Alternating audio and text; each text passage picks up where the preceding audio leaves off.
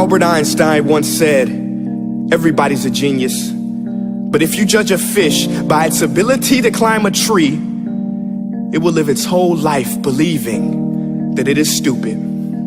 Ladies and gentlemen of the jury, today on trial we have modern day schooling. Glad you could come. Not only does he make fish climb trees, but also makes them climb down and do a 10-mile run. Tell me, school, are you proud of the things you've done? Turning millions of people into robots, do you find that fun? Do you realize how many kids relate to that fish?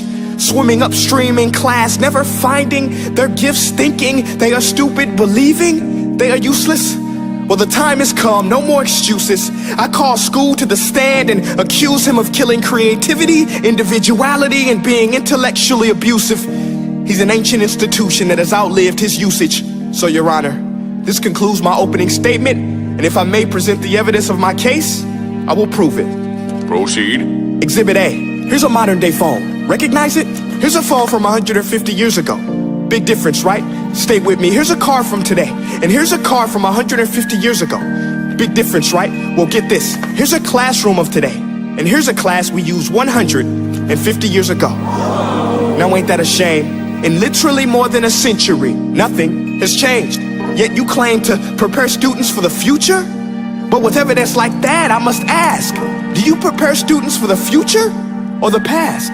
I did a background check on you and let the record show that you were made to train people to work in factories, which explains why you put students in straight rows, nice and neat, tell them sit still, raise your hand if you want to speak, give them a short break to eat, and for 8 hours a day, tell them what to think. Oh, and make them compete to get an A letter which determines product quality, hence grade A of meat. I get it. Back then, times were different. We all have a past. I myself am no Gandhi. But today, we don't need to make robot zombies. The world has progressed. And now we need people who think creatively, innovatively, critically, independently, with the ability to connect. See, every scientist will tell you that no two brains are the same. And every parent with 2 or more children will confirm that claim. So please explain why you treat students like cookie cutter frames or snapback hats, giving them this one-size-fits-all crap. Watch your language. Sorry, Your Honor, but if a doctor prescribed the exact same medicine to all of his patients, the results would be tragic. So many people would get sick, yet when it comes to school, this is exactly what happens. This educational malpractice, where one teacher stands in front of 20 kids, each one having different strengths, different needs, different gifts, different dreams, and you teach the same thing the same way? That's horrific. Ladies and gentlemen, the defendant should not be acquitted. This may be one of the worst criminal offenses ever to be committed. And let's mention the way you treat your employees. Objection. Overruled. I want to hear this. It's a shame. I mean, teachers have the most important job on the planet, yet they're underpaid? No wonder so many students are short-changed. Let's be honest, teachers should earn just as much as doctors, because a doctor can do heart surgery and save the life of a kid, but a great teacher can reach the heart of that kid and allow him to truly live. See, teachers are heroes that often get blamed, but they're not the problem. They work in a system without many options or rights. Curriculums are created by policymakers, most of which have never taught a day in their life.